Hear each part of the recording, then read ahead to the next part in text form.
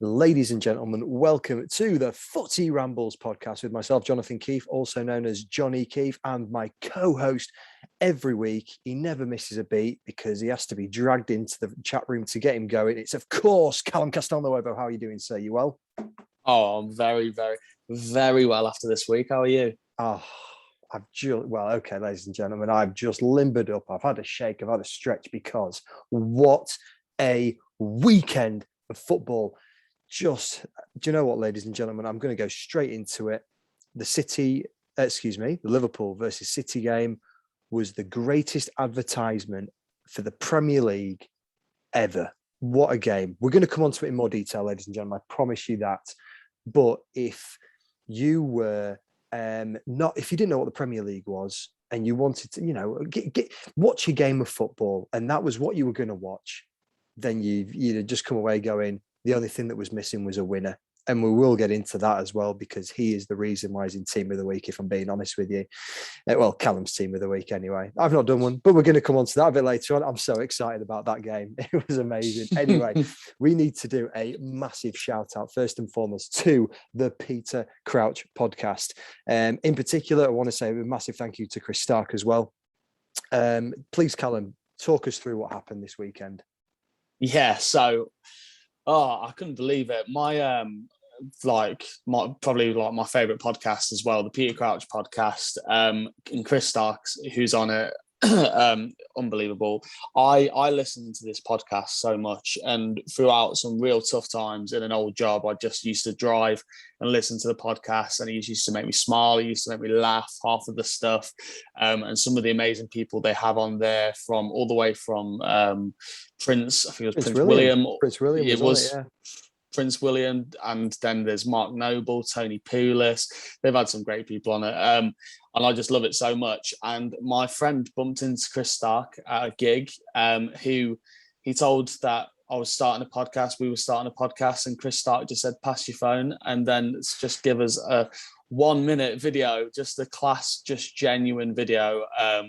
Saying good luck, and that he's going to give it a listen, the podcast, and just a real nice, genuine message. And then I shared it to Twitter, and who else but Peter Crouch liked it, and the Peter Crouch podcast and Chris Stark, and they just all give us a bit of attention, and it was just unbelievable just to get that note, and just like more motivation to continue doing what we're doing. And I'm just overwhelmed. It's just amazing. It is, yeah. And do you know what? We have a laugh doing this. So the fact that people listen to it as well it's a really nice touch. But we actually enjoy doing this for ourselves. We have a bit of a laugh doing it.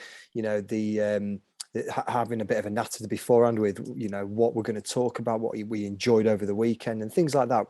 We genuinely have a bit of a kick doing this, don't we? Whether it's with a drink or without. Although Chris definitely said to us, get yourself a beer while you're doing it, which, we've done on occasion, it's fair to say. But yeah, like you say, just to be on Twitter afterwards and to see those likes, the retweets and whatever, it was really just quite charming. So thank you very much to the lot of them. It was a really nice touch. And for those that can watch on YouTube, dedicating a quick robot, to Peter Crouch. There we go. I don't think anyone watches on YouTube.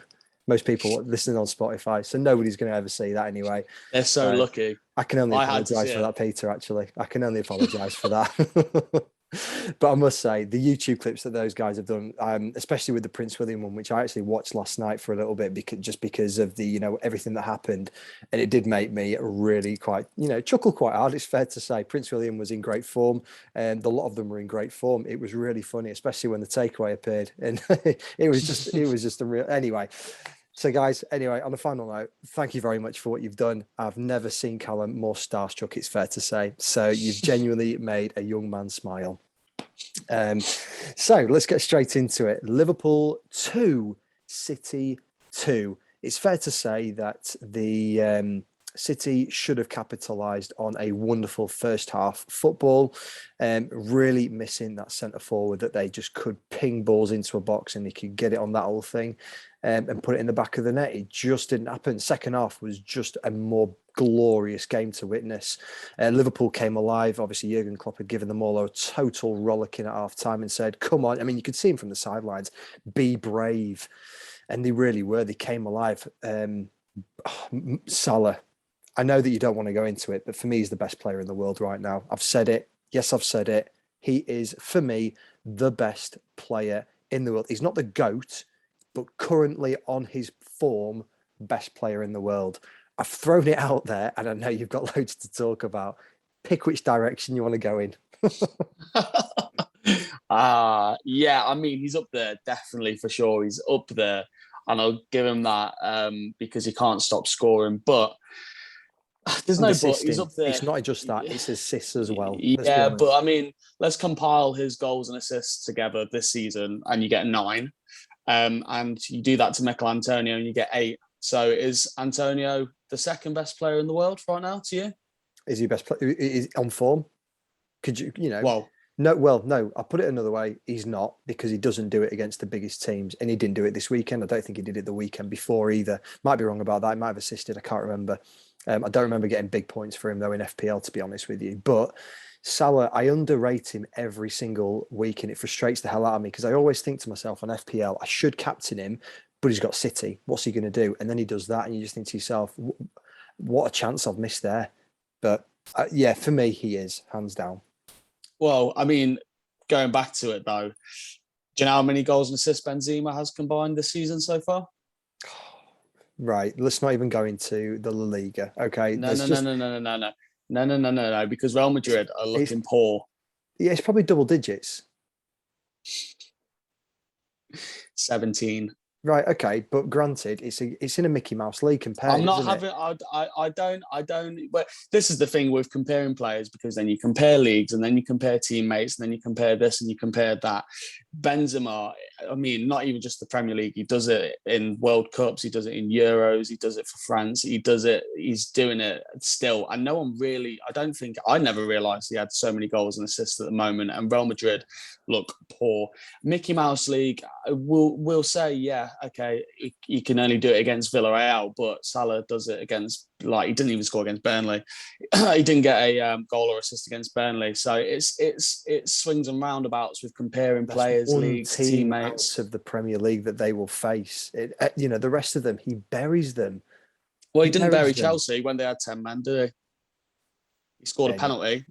But it adds to his total, doesn't it? He has to still score against, let's be honest, a world-class goalkeeper.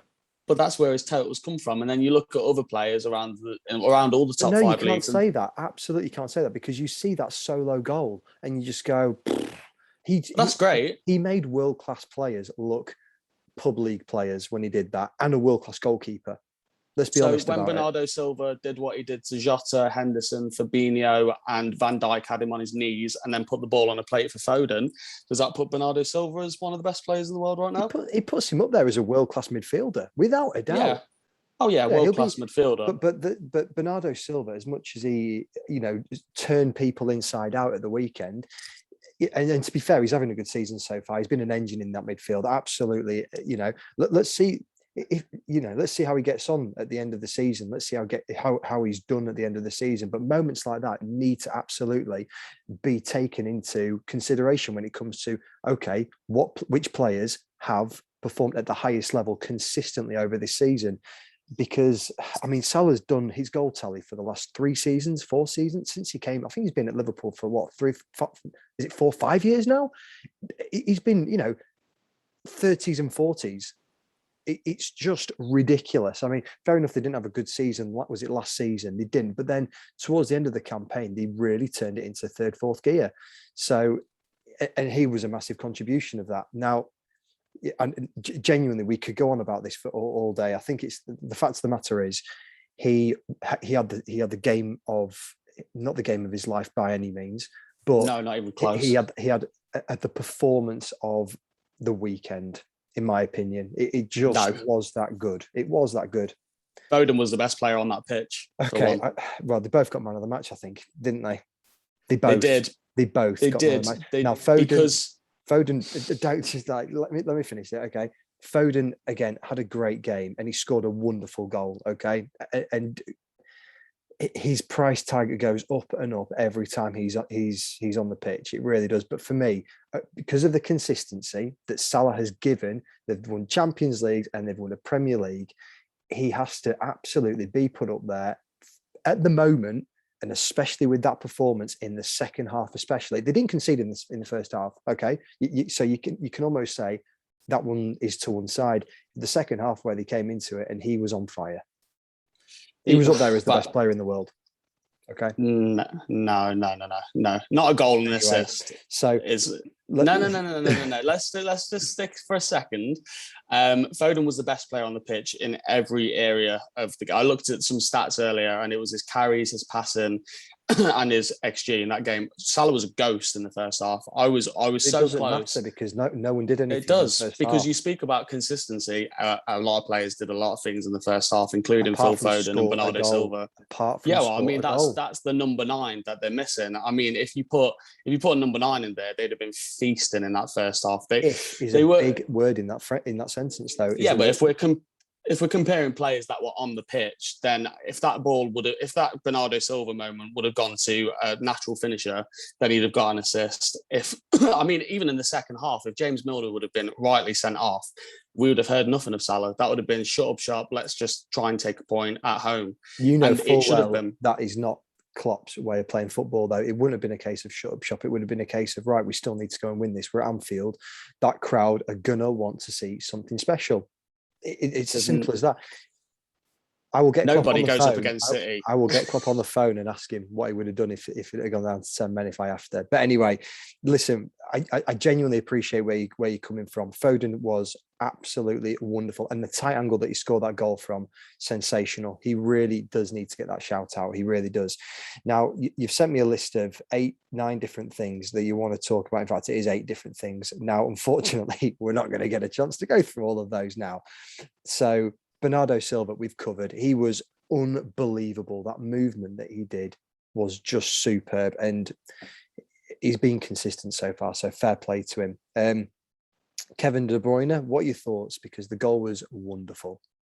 Well, the goal was good, but this is another point of the player that was just ghosting, and he was wasting so many opportunity. He wasn't making the runs. It was the goal that. This is the thing: a player can have a game like that and score a goal, and you go, "Oh, it's De Bruyne. He's done it again." If you just look at the score sheet and see his name, you're like, "Oh, brilliant! De Bruyne has done it again." But I didn't think too much to him. I think watching the game, they were alternating that number 9, and the runs just weren't there. And it wasn't that they were bad runs. Grealish was making runs in behind, but they were just not in the right position, not in the right place. And it was just you just need that natural number 9 to just be there. Taking those opportunities, the fact they play how they play and do what they do without number 9 as well, and the fact that they're just like up there, I think it's just remarkable. Like, imagine just like having a Lukaku or a Harry Kane or a Lewandowski, Haaland in the middle of that. It would just be chaos. But yeah, there was different things as well, like the foul on Foden that I don't know if it was inside the box, but it was an absolute. The referee had a stinker. That was a stonewall foul, whether it was a penalty or a free kick, I don't care. It was a foul. That Milner second challenge, I've never seen a more stonewall yellow card in my life. I don't know how he stayed on Bernardo Silva at that point where he landed on his head. I think it was. Yeah, it was. That was a joke.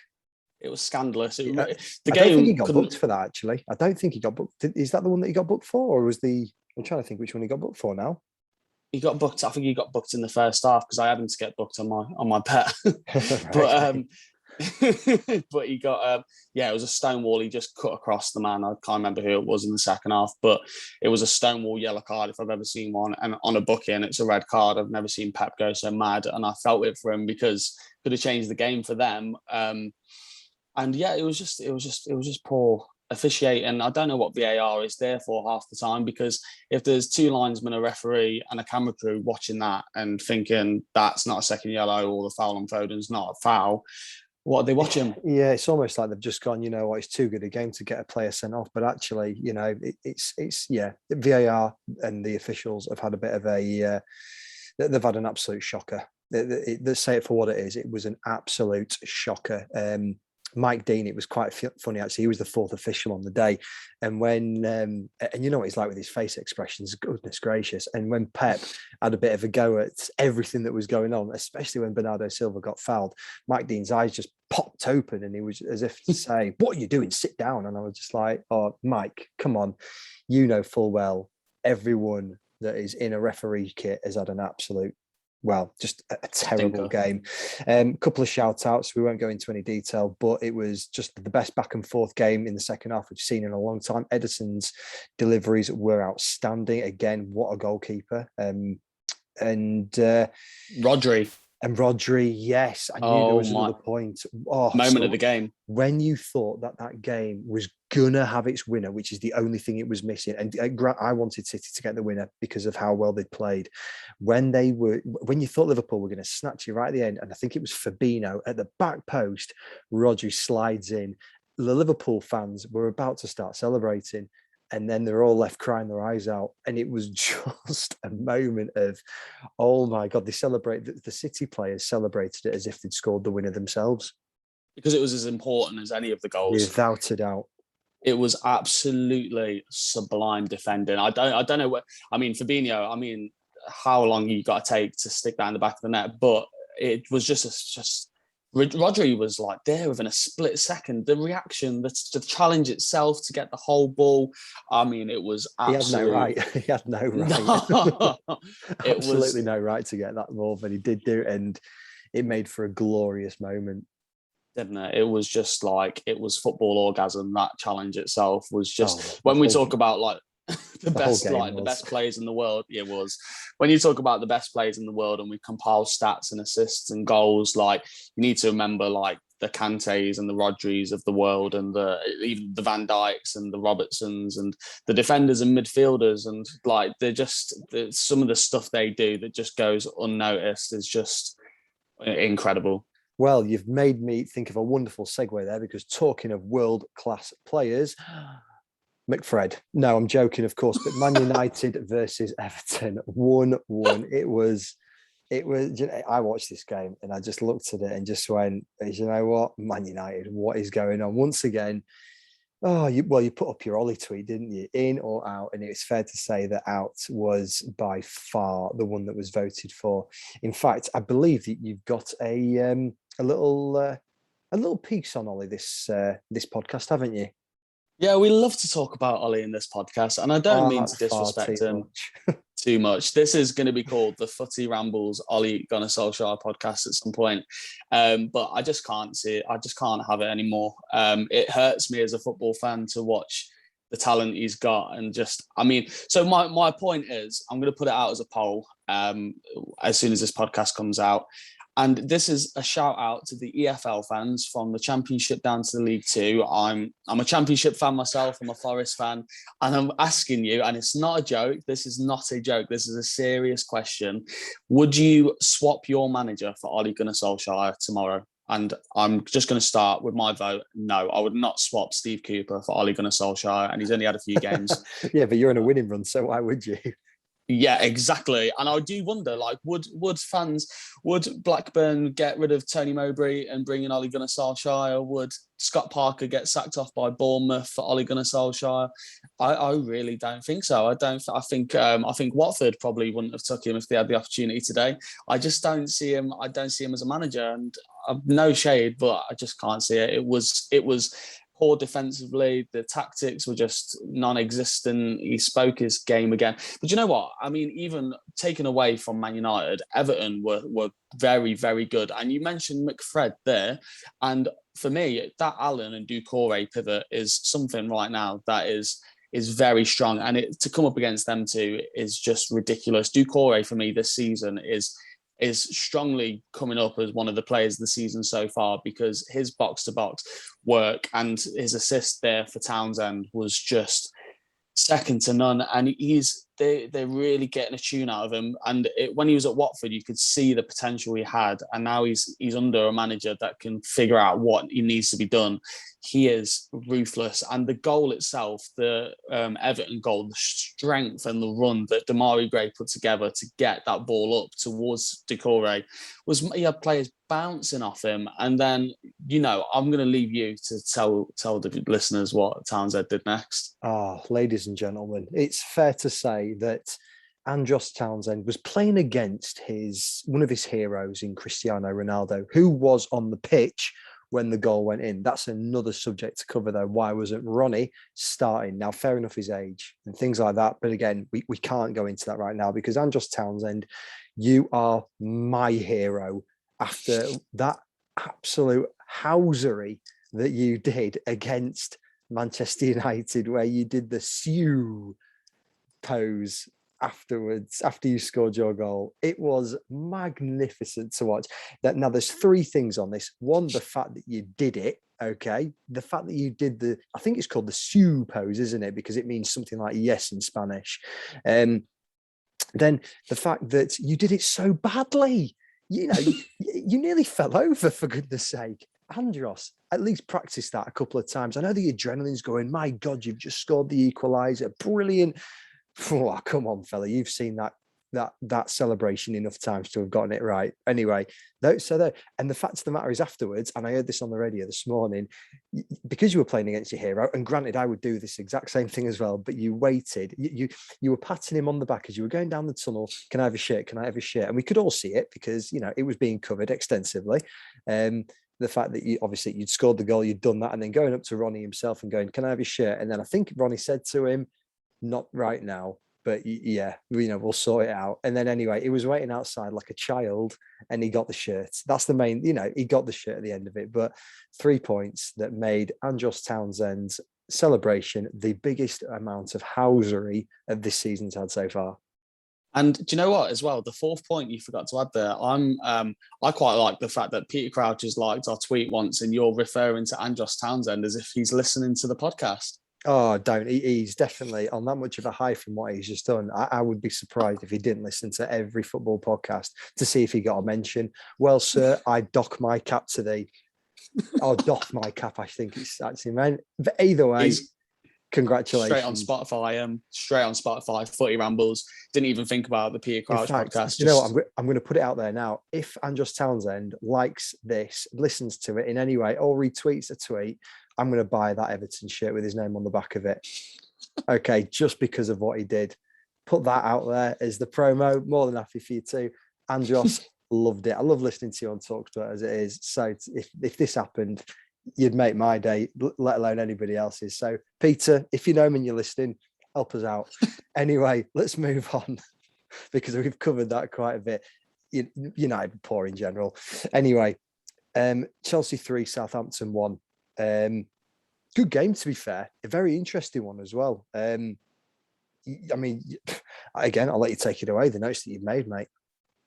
Yeah, I mean, it was a good game, and it was a bit where when Southampton equalised, you kind of thought Chelsea. They backtracking. Do you know what I mean? I was a bit scared, like for them to think like how they started the season, and I was going, "Oh, they're going to win the league every podcast," and then it was, gosh, just got a bit. I just got a bit like, "Oh no, what's going on?" But yeah, they looked better, to be fair, than they did the last few games. Loftus-Cheek, I think, was a big part of that because I said they were missing Mason Mount, and they brought in Loftus-Cheek to a bit of everyone's surprise, and he kind of I wasn't contributed that in the slightest. No, and he'd done a bit of everything, and he probably was the best player on the pitch, to be honest. Looking at him, bringing the play together in all sorts of areas, and then Ross Barkley, to an even more of my surprise, came on and contributed towards the third goal with an absolutely incredible switch over, to which Lukaku hit the post, and then Azpilicueta hit the post, and then Chilwell finally scored. But it was just, once they took off, I think it was once Ward-Prowse got the most stonewall red card I've ever seen, by the way. Did you see it? I did do, yeah. It was a horrendous challenge. It really was. And it didn't surprise me in the slightest. Right to the back of the Achilles. It was nasty. Wasn't great. Yeah, and his marching orders were given. But yeah, and then Werner played very well, got an offside goal and scored as well. And they just looked like they found a bit of a tune. I think Tuchel found that kind of missing piece in the midfield to actually bring the game together, which was Loftus-Cheek, and then Barkley came on and did the same kind of thing. But, Livramento looked good for Southampton, and he won Southampton a penalty, and he's been looking good so far this season from Chelsea. Lukaku looked a bit better. He scored an offside goal from a great little run from Rudiger, put the ball in, both in my fantasy team, both didn't get many returns, but whatever. But Lukaku was more in the game, which is a good sign, and Chelsea had 20 shots, and they won the game quite comfortably at the end 3-1, and they're sat top of the league into the international break, so can't really complain. I don't think Southampton have got a win yet this season, but they do look okay. I think they've had quite a tough run so far, to be fair. They have played United, Chelsea, and City so far, I know that much. So I think they'll come good. I don't think there's too much to worry about there. But yeah, Chelsea are doing well. I must say as well, the fact that Chilwell obviously got his game in the end. I know that, I think, is it Alonso that's been taken, he's taken that spot, and to be fair, Alonso's done really well. He's looking really sharp, but then Chilwell's come in, he's taken his efforts and scored what was an absolute worldie of a goal. It's been very, very underrated in everything that I've seen so far. Had to go to the referee's watch. It was given. It was quite an unfortunate save, to be fair, because it would have been a worldie of a save. But what technique that was to have executed that. It looked like, again, tight angle on the half volley. What a goal. Wolves versus Newcastle, nothing too special, I think it's fair to say. 2-1 to Wolves. So they've got another win under the belt. It's much needed. Newcastle looking a bit precarious, it's fair to say. Jimenez, 2 assists. It's gone okay for them so far, though. Yeah, I mean they've picked up a little bit. I think that when I mentioned a few weeks ago, Jimenez taking his headgear off, I think that was his kind of sign that he was ready now to just get back into the mix, getting in the goals. And he got 2 great assists, and it was Juan, who he's not been there for long. It's his first season, and he's coming away with a good few tidy finishes, and he got himself a brace. Jimenez assisted both. They were both very similar. And Wolves looked okay. And I mean, Juan, he's good. I know he's listening. He's going to be very happy to hear he's in my team of the week. Spoiler. But I'm worried for Newcastle. I think that we put them in the bottom 3 in our predictions, and they are firmly second to bottom. I don't see where their next win's coming from. They've got Sam Maximan pulling so many strings that I feel like he's going to pass out any second because there's nothing going on around him.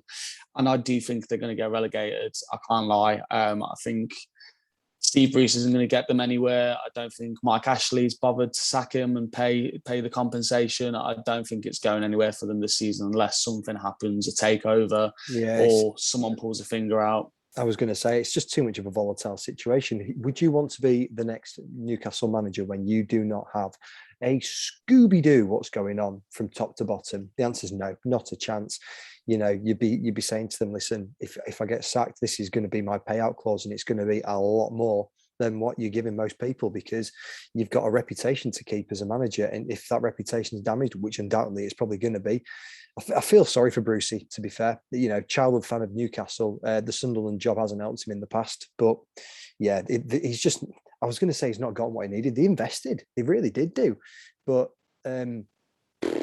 yeah, that's what my thoughts are, to be honest with you. Now, we need to move on to a very, very, very important 3 points. And that was, of course, Leeds United 1, Watford 0. That's right. We've got that 3 points. Llorente with a cheeky little flick into the back of the net. Welcome back to the team, Llorente. You were just a wonderful human being at the weekend, it's fair to say. We could leave it there if you want, to be honest with you. I don't think so, somehow. I think there's a lot to cover. And I think what we'll start with is very, very, very lucky Meslier. What the on earth? I said about the officiating in the Liverpool game. What happened with the foul that I don't know who it was, I don't know which Leeds player it was, rugby tackled a Watford player, and then the foul was given against the Watford player as Meslier caught the corner and dropped it into the back of his own net. What was going on? I think people have just fast forwarded at this point because they're more than happy with the fact that, of my introduction, to be quite honest with you. But, listen, Meslier doesn't do it very often. In fact, it's fair to say that if Lloris, ever falls foul in his shirt, Meslier will be coming in to be the keeper for France. That's how good he is. Let's not, I don't doubt it. He's a great keeper. I think he's a class keeper. I don't doubt that. But what I do doubt is that decision was shocking. It would have changed the game. Cisco might have still been in the job, and you might be on 4 points at the moment, staring straight down the barrel of Burnley, while Watford would have been double the points ahead of you. Listen, but right now, let's not get bogged down with those bits and pieces. Yeah, 3 points on the board. We're missing a striker. We need Bamford to be back from injury, but I think that's one thing that we do need to go into the market for is another number 9, just to challenge for that spot, because I've been thinking it for the last few weeks. To be fair, we have missed so many great chances. And it's, Dan James has been a really classy winger since he's arrived, to be honest with you. But we desperately need a number 9, a focal point in the box. We're having the same issues as Man City, to be quite honest with you. We pop so many chances into the box and we just can't finish them. It's simple as that. Those wingers look very good, and Dan James is fitting like a glove. Yeah, and Rafinha is awesome, and Calvin Phillips and Click just carry it from the midfield, and the defence has got a few injuries and stuff like that. And Dan James could have had a penalty going back onto officiating, so maybe justice was done. But I've got a question for you, right? Just a quick one before we go into the next game. Do you know what? I do this to you all the time. I'm looking forward to this. Come on. Can Bielsa speak full English yet, or what? Is it just a whole big ruse? And why is it a ruse, if so? So yes, he can. He can speak. I believe the situation is he can speak broken English, so there's bits and pieces that he can talk. But when it comes to the interviews and things like that, he doesn't want to get anything wrong. So it's just much easier for him to have his translator there and just do what he needs to do there. But yes, the answer is he can speak some English. It's just not perfect. But you wonder, though, how broken it can be after 3 years now, is it? 3 or 4? Listen, how long was Aguero in the Premier League for? And he still did all of his interviews in, Argentine, I'm guessing, he did. But they all get it fairly quickly. Pochettino even said that he knew full English and he still wouldn't speak English for so long. And I can't remember why. It's the hardest language to learn. It really is, just because of I'm not going to go into much of the details, but because we've got Mandarin, it's not that difficult to tell you the truth. I started learning it a while back when I was bored. I think it was in it when I was in a previous job. Nei hao ma to all of our Chinese listeners, which means hello, how are you? And then at the end of the podcast, shishi, which means thank you. Okay, so there you go, a little bit for you there. Because we've got so many different so many past, present and future tenses, things like that. There's verbs, there's adverbs, there's pronouns, there's noun, all of that kind of thing. It just makes it one of the most impossible languages to learn if you are foreign to the country. It really does. And especially when you need to be in a quick space of time. That's why people from France and Germany, they know it because they've learned it from so young. But that's it. They always get it, the managers doing the end of the new players. I'm not asking as a discriminatory way, he should speak English. I just wonder, because of all the tactics he pulled out with the whole Spygate thing, I just wonder if he's got something going on where he thinks it psychs out the other team. I don't know. He's a mysterious man. I just think 3 years down the line now, for such a clever man who probably speaks many languages, and they say if you can speak more than one language, it opens up a certain area of your brain to be able to take a lot more information in as well. I just wonder if it's just a listen, right? I'm not going to have you slag off him in the slightest, so we're going to move on. I'm not slagging him off. Well, great man. Yeah, we'll leave it at that as well, sir. West Ham 1, Brentford 2. Brentford putting on the pressure still. I think it's fair to say that when people who had captained Antonio this week saw that Ronaldo and Lukaku had both done nothing, we were all going, and then Antonio did nothing, which was great. So, it was a frustrating game, wasn't it, for West Ham? They just could not produce when they needed to. Just one goal. Yeah, but Brentford are looking awesome, and I said before, I said they were going to be the Leeds / Sheffield United of the season, but I didn't know they were going to do quite this well so soon. And they've got a chemistry between the whole team, and they signed their players based on statistics. They were one of the first teams to really start talking about XG, and they just attack, and West Ham did as well. And it just kind of came down to who was attacking more. And Mbeumo hit the bar within 2 minutes. He got his goal. Brentford are always looking to play between the lines, and that ball from Tony before the Mbeumo goal was something of just beauty. And yeah, Brentford, they nicked it in the end with Whistler, who came off the bench. He's done that before, come off the bench and score. And they just look to be just like a real danger to play. I wouldn't want to play against them at home or away. Do you know what I mean? Like, I wouldn't mind having, Tony's the kind of player I wouldn't mind having in my fantasy team against City or Liverpool, because I just think that he could just do anything at the moment. And he's an all-round great striker. And I think he's going to be one for years. That's just going to be one of the biggest spoke about strikers in the league. We'll see what happens. It's very early days, obviously, but Brentford, 7 games in now, are doing very, very well for themselves. They're making a very good case of a promoted team to the Premier League, and fair play to them. That's all I can say. They did it the hard way in the Championship and through the playoffs, but they've ultimately done so well with it. So fair play to them. Palace 2, Leicester 2. Leicester City. Do you know what? From when they won the league, they won the FA Cup, they won the Community Shield, it just felt like a bit of a fairy tale. The past, 7 years, it's fair to say, something like that has just been a bit of a fairy tale for Leicester City fans. I think it's fair to say everyone that doesn't have any affinity with the Midlands looks at them and goes, how are they doing? What's Vardy up to? How's Iniacho done this week? There's a real, there can be a bit of a love for those teams unless you're playing against them. To see them go 2-0 up, you're thinking, yeah, back to it. They're going to romp them. 2-2 in the end. It was just not a result I was expecting to see. Talk me through your notes, fella. Yeah, I had Palace down to batter them. I had Palace down on all my Ackers. I just think that Leicester are going for a big slump and they're struggling, and Palace are just an unpredictable team at the moment, but they've got they've got a very good core at the moment around the team. They've got a lot of youth coming through. They've got a lot of good loan players. They've got players that have been bedded in for years, Zaha, etc. And I just thought that they would have them. And Edouard looked sensational. Elise came off the bench to score. Even Jeffrey Schlupp's still doing a few things or two. And I think just Palace, Joachim Andersen made that mistake in the first half and let Iheanacho in to score.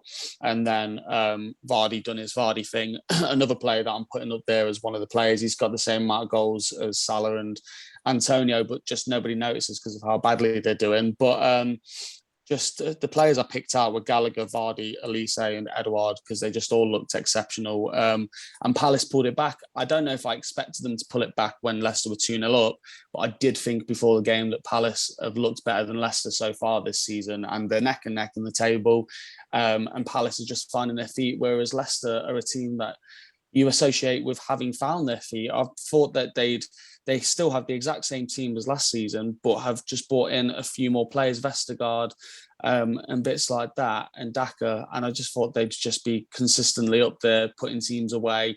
They're losing games they won last season. And I'm not too sure what's going on. I think it's just a bit of a slump, but it's just been disappointing for them so far this season. And the game was good. I enjoyed the game, watched it. I got to Manchester to watch City Liverpool and watched that before the City Liverpool game. And it was a nice little teaser beforehand.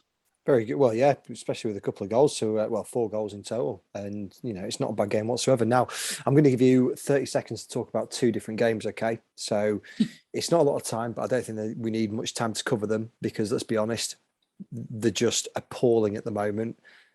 Okay, that's a bit harsh to say on Brighton. They're quite good to watch. And to be fair, 0-0 against Arsenal, they'll be very disappointed. Burnley versus Norwich and Brighton versus Arsenal. Go. Burnley versus Norwich. I won't talk too much about it. Tim Krul did well to keep Burnley out from time to time. But yeah, both bottom 2 in the table, in the bottom 3, and that's where I expect them to be. Brighton Arsenal, I want to say a little bit more about because Brighton looked very good. 21 shots on Arsenal's 8. And Cucurella looked very good. Lallana looked like that kind of attacking midfielder they were missing. He's getting his flow back, isn't he, Lallana? You can't knock him at the moment.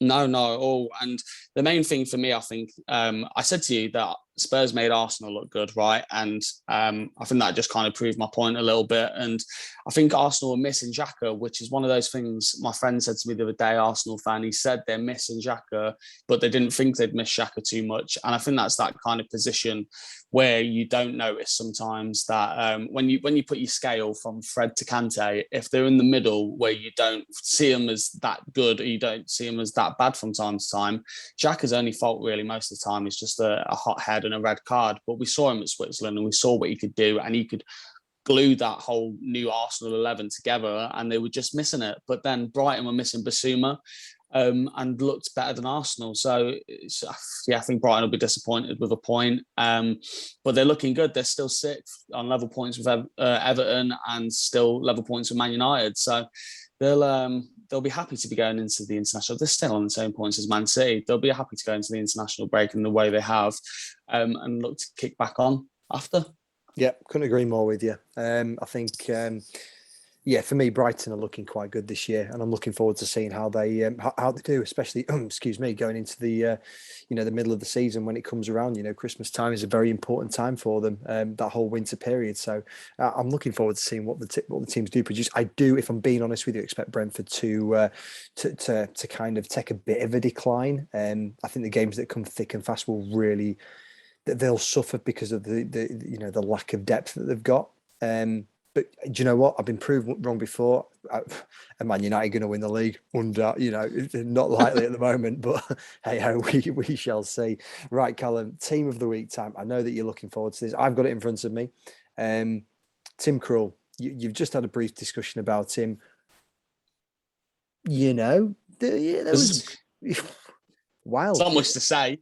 I mean, just out of all the goalkeepers this weekend, not many kept a clean sheet, and not many made as many saves. So I think he just did well against Burnley, which is great. But I mean, like the rest of the keepers, it wasn't really too much, unless we're going into Ederson's passing.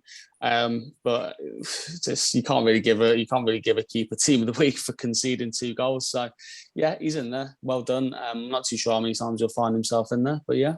Fair enough. And then your back three, you've got Cucurella, you've got Llorente and Azpilicueta. I mean, it's a strong back three. It's a good back three as well when you think about what they've done. I mean, for me personally, I didn't watch the Brighton game. I didn't really get a chance to watch too much of the Chelsea game other than highlights. Saw the Llorente goal, saw his performance, and it was it was top draw for me. So yeah, very very happy that he was included in it. You dig big up Cucurella. You've not talked about Azpilicueta much, or as his friends call him, Bob. Isn't it Dave? Oh, it's Dave. Yeah, sorry. Yeah. Similar kind of names, to be honest. Yeah, don't be offending Dave. He was involved in goals, and he just looked instrumental, and he's still doing it. He's Mr. Consistent as well. I believe he got an assist. It might have been 2. He hit the post a few times. He just looked great, and he just looks instrumental to the Chelsea team, the captain. It was 2 assists, by the way. Yeah, it was 2 assists. He was superb. Very, very good.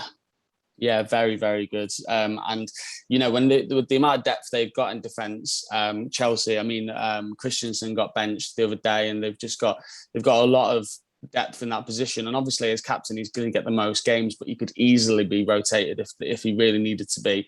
And he's proven why he should be there. I don't know what's happened. Is Reece James injured, or is he out? I'm not sure. I was literally just thinking then. I'm not 100% sure, to tell you the truth. We'll see, I guess, over the international break if he's in the England setup or not. I don't think he is this time round. But yeah, we'll see. He's a great player. He is Mr. Consistent at the moment. Do you know what? He's almost like that John Terry at the back for them at the moment. He is just consistent every game, but you know what? He contributes, whether it's assists. He doesn't score too many goals, but the assists are there for him, which is the big one. So there we go. Move on to the midfield, even, if I could get my words out, put my teeth back in. Silva, for obvious reasons. Guy is a wizard in midfield. If they needed a David Silva to step up, enter Bernardo Silva, my goodness. Doucouré, you've been through box to box, ruthless, aggressive, attacking. My goodness. Rodri, literally the only reason he's in there, as we spoke before, and was the most sensational piece of defending that we've ever seen, where everyone's heart was in the mouth. He made the few cheer. He made the many cry at the end of the game. And then Phil Foden for the fact that he is a young maestro in the making. Mm-hmm. And if I had to pick a player of the week as well, it would be Foden. He was just indescribable that game. I've rolled my eyes for those that are not watching YouTube, but go on. It was just, you need to look at his statistics after the game, the carries, the passing. No, I don't. You do. Because that's all I did. I watched it and just watched what happened in front of me. Anyway. Yeah, well, he was sensational. He was the best player on the pitch. He was the best player of the weekend. Probably just ahead of Doucouré, maybe, because Doucouré was just excellent. Idiot. Oh God, that's funny. He's doing it to wind me up, and that's purely and simply what it is. Okay, going into your attacking threats, because you did put the best player of the weekend on there, and of course that is Salah. Chan. Oh, what? Sorry, yeah, Salah was good as well. Yeah, no, but and yeah, Son. For those that were wondering who number 3 was, it was Heung-min Son. It was who on there beforehand? It was Timo Werner. Who unfortunately, yes. I mean, just because he looked. I say back to his best, never really been his best, but he looked great up there with Lukaku, and Chelsea were building that kind of, like I said, with Loftus-Cheek and Barkley and bits like that. They were building attack, and Lukaku was getting in there more. And Werner did get a goal, he had an offside goal, and he looked great. But Son was just, we haven't really mentioned Spurs Villa, but Spurs, the only shining light really of the game was Son for me. I think Kane was involved more, but Son just looked awesome, and he got the assist, and then he got the, it was his ball that was knocked into the back of his own net. By Matty Target, and yeah, Son just looked great again. I mean, that's another player as well. Before this season started, Spurs have been so slow and Kane's been so slow that Son's looked slow. That's a player for me that was probably up there in the top 5 wingers in the Premier League last season and has been doing it for years. And he looked great yesterday. But also Salah for obvious reasons, and Chan for his just great finishes and bedding into the Wolves team. Can't really complain with 2 goals. To not have him in there. I think even Jimenez probably just missed out a little bit because of how good Son looked. But yeah, I think that is a solid 11 again. Do you know what? We haven't talked about the Spurs Villa game. We won't go into it in much detail now, but there's a couple of things. One, I think it's fair to say I definitely overlook Son as well for my fantasy team. He is a very consistent player for Spurs. When the team is looking down, he is that guy that's almost picking them up at the moment. So I totally understand why he's in your team. And then the other shout out I'm going to put in there was it the Harry Kane shot that Emi Martinez, tipped away? Oh, that was almost a wonderful, wonderful goal. And I think it would have been just a very smug look on Harry Kane's face, but he's still driving his value down. I believe he's doing it on purpose. Fair play to him for getting that, for trying to force that move through. We've said it before, we'll say it again. Poor piece of business from Daniel Levy in the summer. Anyway, that is another podcast for another week, it's fair to say. That was your team of the week. And you know what? I can't argue with too much of that. And again, consistency with the Man City players. They are doing something special there still. And I didn't have them tipped for the Premier League title. I genuinely believe that Man United will come good, to be honest with you, because they are doing, they've got a special thing going on with that squad. It's just a case of them having a lousy manager. Get out of my just get out of this one. You know what? We made our predictions. And who's top of the league right now and who's third and not looking good for third either. Still in there. Okay. There is not very many points separating those top bunches at the moment. Okay. Brighton have got the same amount of points as the 4 in front of them. And that 4 goes all the way up to 3rd place, I believe. So there you go. Anyway, ladies and gentlemen, that is us for the week. We are going to do a few smaller podcasts during the week. Maybe I say a few, maybe 1 or 2, just because we are going into an international break next weekend. So listen up for what we're going to produce for the rest of the week. We will obviously be doing a bit of analysis on the games that come up over the weekend. In the meantime, thank you so much for watching. Callum, as always, great performance from the 2 of us, because it was, let's be honest. And again, thank you to the guys from the Peter Crouch podcast. Chris Stark, thank you so much for the video. It genuinely made a young man smile. And it was just great to get that, a little bit from you all. It was a lovely touch, I must say. And again, Andros, if you do manage to listen, mate, and if you do hear the fact that I'll get that shirt. I don't have any affinity to Everton at all, to be honest with you, but that housery from yourself, sir, it was something special. It made me chuckle. Thank you very much for everyone listening. Peace out. Take care.